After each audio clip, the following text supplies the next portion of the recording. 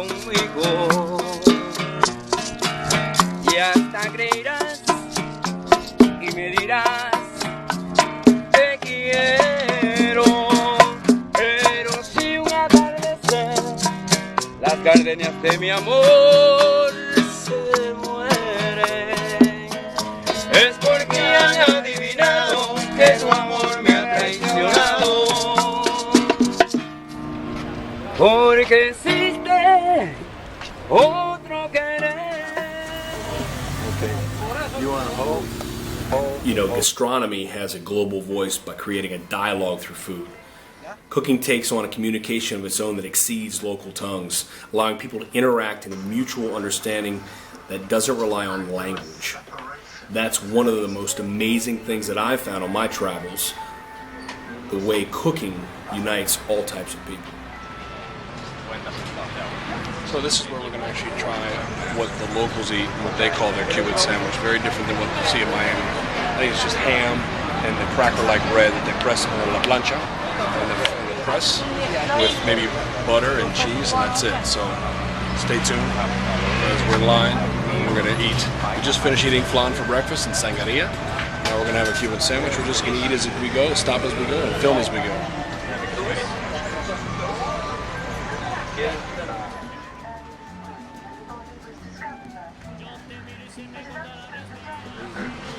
¿Cómo se hace esa salsa? ¿Qué? No, eso viene de la fábrica, una lata. ¿Pero qué? ¿Tomate? ¿Tomate y qué más? So two whole, Esta mitad y ahora uno más, otra mitad. So we're eating a sandwich right now, and it's just ham and the pan on la plancha. They press it. There's some kind of garlic or something flavor in there also. I don't know if it's butter or cheese, but something brushed inside of the bread. I don't know if it's guava. Is it a guayaba? I don't know, maybe a little bit of guava spread. It's really hard to describe. You can't mimic this without the right kind of bread. I'm in heaven.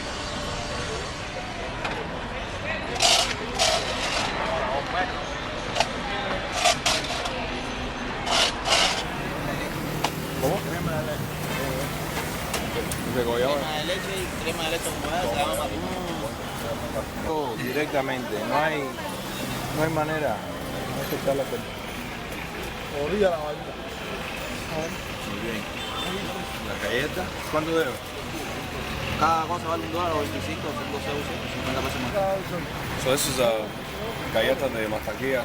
It's like butter crackers, very light, airy. And then we got a log here, and they call it the matrimony. It's the marriage between the guava and the dulce de leche. So this is kind of like a fudge. It's produced, cooked down condensed milk until it gets nice and tight and sweet, and then they actually made a log on top of the like a guava paste. So the two together is the happy, presumably happy marriage.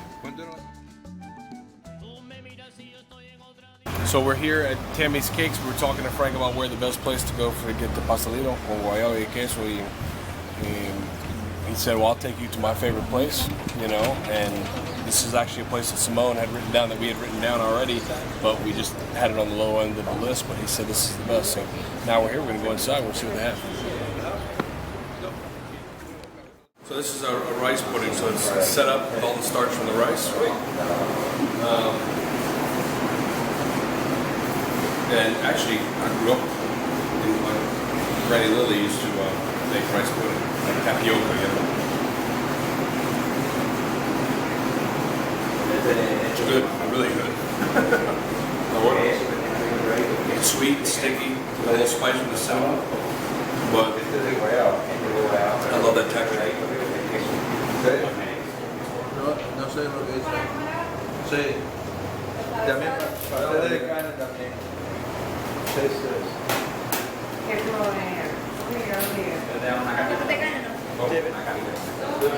So this is pastelito con piña. Son un paquete de carne de dos. Piña. Solo una piña. Un piña, un carne. Ask your father about this name. Wait, ask your father what this name is. All right, so you were saying that earlier you haven't ever... See, yes. This was like, these are called cabezotes, but what I remember was they were cappuccinos. And they were more like shaped like the cone of an ice cream. But you see how it's... Oh, wow, yeah. Yeah. You see squishing? Yeah. The syrup that's inside. Just like I remember. Yeah, it's got the texture of tres leches, you know, because it's a cake that's been soaked in liquid. So in this case, it's like simple syrup. Sugar and water in the pastel. So it's cold too, it's refreshing. Yeah.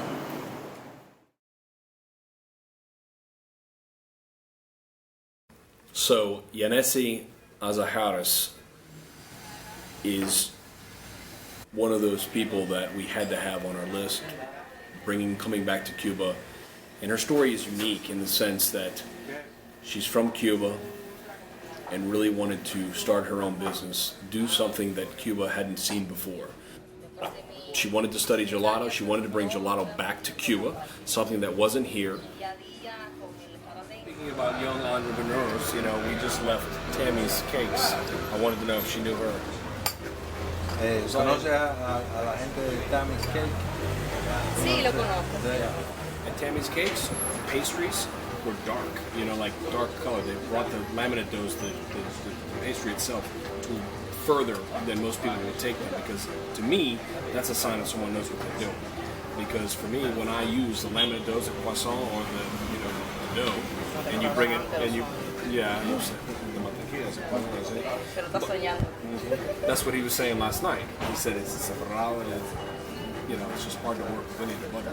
But I mean, anyway, you know, cooking it further brings out different flavor, and when it's blonde and flaccid, it just seems lifeless. And the one that you have, the patillo is delicious. After having 2 restaurants in the United States and knowing what it's taken for me, working in other kitchens for 16, 17 years before having my first, and then how hard it was for me to open my first restaurant, I'm just, you know, I'm in awe, and I think it's great. That's why, you know, I was attracted to trying to have a conversation with her, because I just think knowing the difficulties about ingredients and everything else, and then learning about the cooler that she has and all the problems she's getting a single part.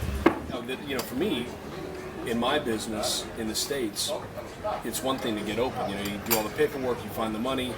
Okay, ta-da, I'm open. But then the real work begins, right? Because for me, it's all about marketing and it's social media. And I saw you celebrating when she got the part worked as we were leaving yesterday. Oh, sí, cuando llegó el motor. Te vimos que estabas muy contenta. And I know what that feels like. Yeah. So the deal was, you know, she had her refrigerator, her cooler, with all her beautiful display of 16. Yeah, so 16 gelatos laid out, and there's a part missing or whatever broke on the refrigerator. So she had to order a part in Mexico. Yeah. Her husband went to get it. Her husband had to go all the way to Mexico to get this part, and they got it, and it didn't work. So we witnessed her getting the part yesterday for the most part, and installing it, and then celebrating when it was fixed. These are the things we don't have to worry about. You know, it's one thing to be able to replicate a recipe, a formula, you know, in this day and age, you know, especially with desserts and ice creams and gelatos, it's really all about the formula. But the one thing that we take for granted in the United States is the access to the ingredient. Right. Well, that's what you use the other syrups for, like trimoline or inverted sugar or dextrose or glucose. Yeah, it's giving the you know, the gelato is very different than ice cream. You know, it's about a texture. You know? It's about getting the right, you know, using. I'm sure she uses a refractometer. You know, to read the Brix levels and you know what. La luz. Un refractómetro para la luz. El refractómetro sirve para medir el nivel de azúcar. Sí, right. Yeah, I mean, even in school, you know, I have one, and I use it, especially when I was using it to create new flavors because you start with something that's sweeter than something else, like a different fruit that has a different level of sugar. Sí, la fruta nunca es igual. Aquí nunca jamás la fruta es Well, igual. the fresco, one like 2 months ago, the mango is sweeter than it was 2 months. Right. Oh my She God! says that here the sugar and the fruit is never the same. Well, when you use a fresh product, that's all over the world, but I'm sure even here with the climate and everything, it's got to be extremely different. I mean, that's why you start with the fructometer, because it tells you exactly where you are. You know, when I learned 25 years ago about making ice creams, we had refractometers obviously then, but I learned by putting an egg, a raw egg, in the mix. So I'd make a sorbet, and I would put the egg inside, and it's about the density of the egg, the raw egg floating in a shell, the whole egg. And so you're looking for how much of it was at the surface showing. It's about the density that showed how much sugar was in it. She was this just delightful, powerful, confident young woman. So another guy, that had to be on the list was Alberto Gonzalez, known for his breads. He's a baker by trade, has a couple businesses, pizzerias, and kind of a cafe. What's unique about Alberto is, he lived in Italy for 15, 16 years, came back to Cuba, his native country, and he had the sort of entrepreneurial bug to bring back to Cuba with lack of ingredients and resources, but his breads were something that you don't see in Cuba. You don't see the sizes, the shapes, the different seeds, the textures. Cubans are known for their bread, but it's one bread. It's the Cuban bread. Pan de Cubano is known all over the world, and that's the story that we're after today. So, what's going on is a new explosion here because, everything was just stuck or sort of a status quo for a long time. So now all of a sudden they're bringing in just a new thing, the fusion. And he's making a distinction between culinary and gastronomy. Sure. Okay. But at the same time, it's all going towards nutrition. For me, that's how I looked at it. I looked at it as kind of a food revolution in a sense. People like him are forging the way. And even hearing from the girl last night about what it takes to go out and learn something else and bring it back is extremely different because you can learn it there, and then now the real work begins. En el 1876 se crea el primer pan. In 1876, they made the first Cuban bread, national bread. Se crea. Pero nuestro primer pan es el casado.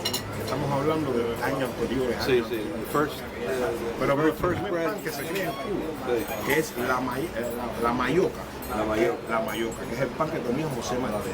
The pan, Que es el pan de maíz con miel. the bread that José Martí ate is bread con honey and corn and honey. Que es el pan de los mambis. Ese es el primer pan que se funciona en Cuba. So yeah, that's what he's saying. He's talking about the first bread of Cuba, and Jose Marti, it was a bread that was mixed with maíz molido, corn. Yeah, corn flour or corn and honey, and made a bread out of it. So going that far back, and that's kind of the first bread, and then now we're talking about that was the first. No sé si tienes pedido, del cuarto negro esclavo liberto. Of four, he's the grandson of 4 slaves that were freed. Que fue el primer negro liberto de apellido, mi apellido Ceballos, González Ceballos, esos dos apellidos juntos, es español, es de Galicia como tal. González Ceballos. González Ceballos, from Galicia, Spain. Mi abuelo, mi vivo antecesor, uno de los negros de Ceballos, One of the black men from Ceballos, that name fue Ceballos. el primer hornero de la cera del Louvre. He was the first oven man. ¿De dónde? De la Cera del Louvre, Hotel Inglaterra. en la cera del Louvre, en Se el llamaba Hotel así. Inglaterra. The first oven man, or baker, probably baker. Así que yo no puedo decir que mi cocina inició como realmente me gradué en el 92, sino inició en ese periodo. porque la vengo inculcada en la sangre. Yeah, he says he can't say that he learned when he graduated in '92 because it's in his blood. Convent. And the woman that cooked there, her name was, ¿cómo se llama? María Teresa El convent es una cosa diferente, ¿eh? No es lo mismo un colegio de monjas que un convento. Bueno, pero le dicen lo mismo en inglés, creo yo. Ah, ok, pero el convento es cuando van a clausura. Sí, Y el colegio de monjas es un colegio dirigido por monjas, pero de estudiantes que sí. no son... No están fabricando monjas. Exactamente, ¿no? So, see, yeah, it was really not, in the strictest sense of the word, it's not a convent. Right. We use the word convent kind of both ways, but he wants to make sure that this was a place where nuns taught girls. It wasn't about young girls going in to become nuns. Yeah. So, but the first person, the baker there, with el apellido Juana Ceballos Pérez. Juana Ceballos Pérez. Ceballos, as we know, one of his and she's retired now, but she was a nurse anesthetist. And he was at the University of Y Havana. mi papá, mi difunto padre, His era, late father, era militar. he was in the military. Decía, usted sabe, ¿no? Hay que tener un título. Yeah, you gotta have a title. En los años 80, en Cuba, In 1982. era una cosa de trabajo. Eso igual, sí. So, a chef or cook, chef in the 80s here in Cuba was not it wasn't a distinguished thing. Like, I said, you remember? Yeah. Even in the U.S. In the U.S. A chef is a much more respected profession now. Because of television. Iba a ser cocinero. His grandmother would tell him, you're going to be a cook, a chef. Cocinero. So, I mean, did you go to cooking school? Did you go to culinary school? That's what I wanted to know. Sí, I know it's in his ¿Te family. educaste formalmente? Porque No, yo empecé Derecho en la Universidad de La Habana. estudiaste Derecho. En el primer año me fui. El segundo año. Mi papá estudió Derecho. El segundo año me fui de la colina. So you went to 1 year. Regresaron de la Wait, casa. he went to law school at the University of Havana, and after a year of that, he left. Okay. Fíjate eso. Okay. La mapa no va a faltar. So grandmother said, here, this is during the special period, the beginning of the special period. His grandmother says, we're not going to need any lawyers, we're not going to need any doctors, but the chefs, the cooks, are always going to be able to have a job because everybody's got to eat all the time. So he was just saying, that he was saying that here, he was making it about Cuba, that this is the weakness of all chefs is desserts. And I said, in the U.S. it's the same, and then he commented and said, in the whole world, worldwide, it's very technical and very precise. And chefs are about kind of just tasting and flavor and throwing things together and putting it, and it's perfect. But this, you have to dial in, it's formula, it's different. So it scares a lot of chefs. Hizo un chef. Ultimate connection today that we made with Alberto was, he very similar paths we took, and that just brought us even closer together today in sharing our stories. He dropped out of law school, and because of that, his parents kicked him out of the house. So he had no choice but to live with his grandmother, who took him in and allowed him to live with her. And she said to him that with all the uncertainties of Cuba, that you need to be a cook. You need to be in the kitchen, because what she knew in her wisdom was that everyone needs to eat. No matter what happens to us, we all have to eat. So you'll always have a job. So with that in mind, not a blessing that his parents gave him, but he followed that path that his grandmother gave him and allowed him to sort of chase his dreams to be a chef, a cook, a baker. I immediately shared with him the story of, me coming back from college, finishing, dropping out of college, coming back to New Orleans, my father kicking me out of the house, me running to my grandmother and asking her for money to help me follow my dream, which was to be a cook, a chef. And so she's the one that put me through culinary school. So he really, really got not a kick, but, we immediately became, that much closer because we shared a very similar story. Our paths the parallels were amazing. y la cocina. Explicación y degustación de menú. En el Comodoro. Él era jefe de cátedra. So he was, he met Carlos when Carlos was his teacher at the Comodoro. He taught him nutrition. Yeah, so I mean, for me, what was great about cooking with Carlos is Carlos showed me a, authentic dish, and I think it was the langosta de enchilada. And then I showed him a dish of New Orleans because when I watched him do the process, it was almost identical to something like we call shrimp creole. Lo que hicieron fue